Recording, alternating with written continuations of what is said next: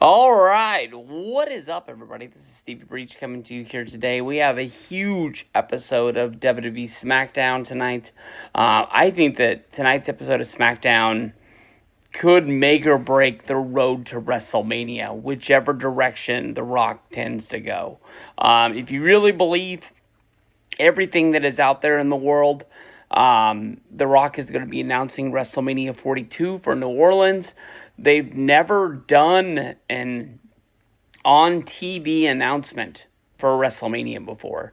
They've held press conferences, they've put it out on Twitter, they've put it on Facebook, they've put it on the website. I can't ever remember them doing a live reveal on an episode of Raw or SmackDown. I think that they've brought it up and said that it's coming down. For the longest time, I always found out where the next WrestleMania was going to be by the commercial they ran during WrestleMania. That's kind of when I made the oh, it's going to be there next year. I think one of the first times I ever really caught news of where it was going to be before that was the WrestleMania that was going to be in Phoenix, because there was a Arizona magazine that did an interview with Wayne Gretzky about the Phoenix Coyotes, and he had some sort of a T-shirt or something like that he was wearing in a picture in the interview that said WrestleMania was going to be there, and it accidentally got out that way. It's been a while, but something close to that. It was like an article about Wayne Gretzky leaked that WrestleMania was going to be in Phoenix. But I honestly think that tonight's SmackDown could change the landfall of the Elimination Chamber, which is next weekend, March 1st on Peacock or on Netflix, wherever you live in the world. But it's kind of hard because if it's nothing, I think these six guys are going to go out there and give you one hell of a match. But it really could be tonight's SmackDown. The Rock could just do what he did last year and just say, hey, I want to cut to the front of the line. I'm going to be the WWE champion. I'm going to fight Cody Rhodes. And then really, what is the Elimination Chamber? He can't take Jey Uso's spot because Jey Uso has already said that he's going to fight Gunther. Do they make this chamber to fight Gunther and just bump Jey Uso? I don't really know. I really think The Rock wants to come back and wrestle. I think he posted that video on Instagram yesterday morning talking about he has to do something that he's been putting off and it's now or never.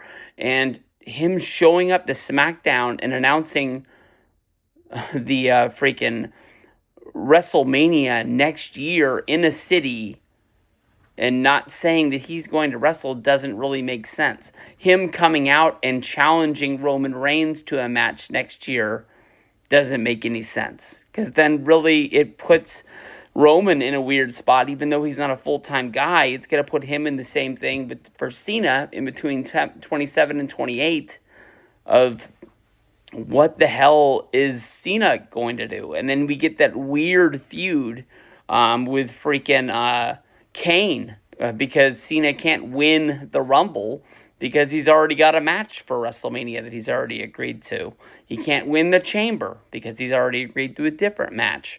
But these six guys are going to go out there and give you one hell of a match. At one point, I really thought this was going to be the world's greatest Elimination Chamber of all time. I don't want to knock Damian Priest. I think he's a really good wrestler. I think that he has kind of fallen off a little bit since SummerSlam, since losing the World Heavyweight Championship, being moved over to SmackDown. But I think that a lot of guys, when they get moved to SmackDown, is a chance for them to shine, knowing that the Monday Night Raw landscape is just jam-packed full of stars.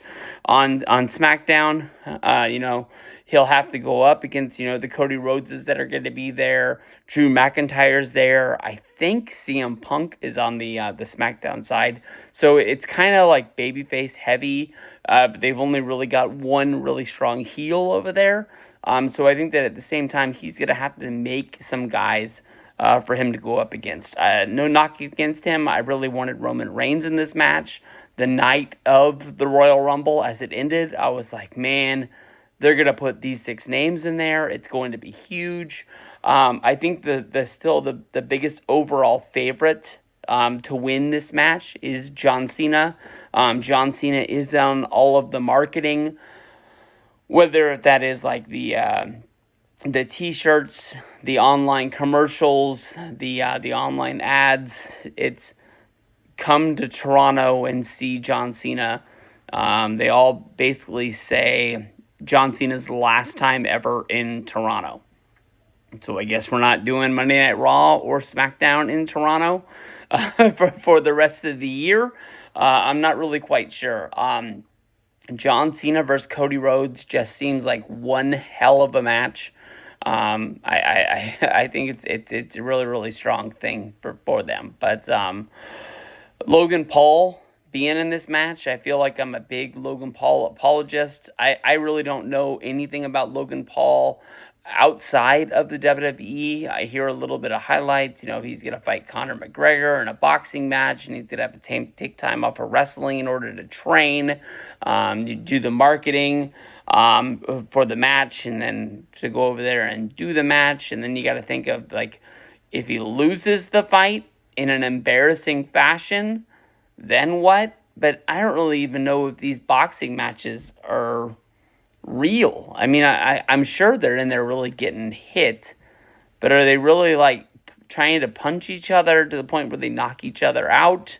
Or are they just trying to put on a pretty good show, give people their money's worth, and then take their bag and go deposit it in the bank at the end of the night? I'm not really quite sure. The boxing scene since at least 2016 has just really not been something I've really been into. Even before then, it was just kind of like you found out about fights the night that fights happened.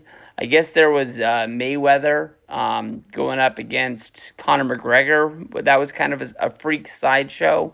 But I mean, that was a match people talked about. And other than that, there was Pacquiao and Mayweather. That might have been the real last boxing fight that had hype to it, I guess you can say. Since then, we had Jake Paul go up against Tyson on Netflix. That was kind of like the tester run for Monday Night Raw.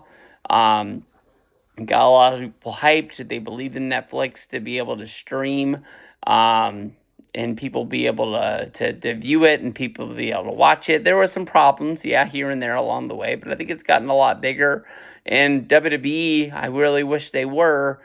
They're not drawing in 6 million. But I mean, if you get The Rock come out there and say that he's like doing this one more time to put some pepper into WrestleMania 41, I really wonder how many people are going to tune in Monday to see what's going down if The Rock says it's going to be there. This is a really, really good stacked full line of stars. Drew McIntyre, somebody I really like, I really appreciate. He's one of the best heels in the business because I really believe that Drew McIntyre believes that he is a good guy, and everybody else is just acting crazy around him. Drew's got problems with McIntyre. I'm sorry, Drew is McIntyre, you idiot. Drew's got problems with Rollins. Drew has problems with Punk. You also got to know that Drew's going to have problems with Damian Priest. It was Punk's fault written down on paper, but it was McIntyre got cashed in against at WrestleMania last year against Damian Priest. That's probably one of the really good reasons why those two guys having a match at WrestleMania this year would make a little bit of sense, especially if you draw a line connecting them to a World Heavyweight Championship or a WWE Championship shot coming out of WrestleMania. I really don't think Cena is going to get the job done in his first time going up for the championship. I think it is going to be a prolonged a chase for the championship, and I think the story is going to be, are we really going to get close to seeing John Cena snapping? When John Cena did not win the Royal Rumble, he jumped right back into the ring and got right into the face of Jey Uso and basically was like, well, why would you take this away from me? This is my time. I promised all of them I would win, and I didn't. Really, really condensed portion of that. He wasn't up there like kind of cutting a promo on him. But I mean, like, he kind of snapped and then snapped right back into being John Cena, the good guy, and putting him over. But I think as we get closer and he's not getting number 17, we're going to get to the point of, like, is Cena going to hit somebody with a chair to win a championship? Is Cena going to start doing the Hulk Hogan, bending the rules, doing whatever he has to do in order to stay over on top? Punk, a lot of people want to see Punk in the WrestleMania main event. It's kind of been rumored for months now that Cena's winning this, but if they want to do the storyline of Cena not being able to win the big one because his day in the WWE is done, Punk versus Cody is one hell of a match. Those guys exchanged one heck of a promo right before the end of the Royal Rumble. I'm sorry, the end of Raw on the Royal Rumble, and it's gonna be a good one. What is this? New Orleans. The final boss has arrived. The exact Rolex was the gift from our WWE champion, Cody Rhodes, to me about 5 hours before WrestleMania match at WrestleMania 40. It's time. It's a video. It's 12 seconds. It's him showing the watch. I don't know, guys.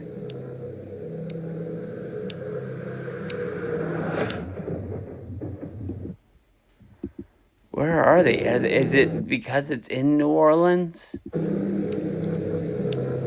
It looks like New Orleans. It's a riverboat. It's a bridge. I don't really know what's going on here, guys. Is The Rock going to say that WrestleMania is there and he wants a title shot? I mean, if freaking... I got to make another video after this, I guess. But I mean, like, if Cena's able to just put himself in the Elimination Chamber, The Rock could just put him in a championship match at WrestleMania a year away from now. It kind of screws up plans for what's going down. But I don't know. This freaking chamber is going to be really, really good. My hat's off to all of these guys. I think Logan Paul is going to go above and beyond. People have said some things. Maybe Logan is injured because of we haven't seen him since the match with Rey Mysterio. But I don't know. I think it's a really, really good one. My money is on Cena to get the job done and win this match. I think that's what I want to see more than anything else. Lots of guys in here that could win it. I think that honestly you can cross off Priest, you can cross off Logan Paul. But I mean, things are going to happen in this match that set up WrestleMania, whether if it's Priest eliminating Drew McIntyre, yet once again, whether if it's like Logan Paul and Seth Rollins getting into it during this. We could see Punk and Cena getting ugly in this, setting up a match for somewhere down the line.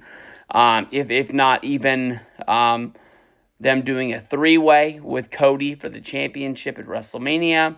They did a video about that about a week ago. This is gonna be fun, man. This is gonna be really fun. But I think more than the next weekend's Elimination Chamber, tonight's SmackDown is just gonna be huge. Really huge.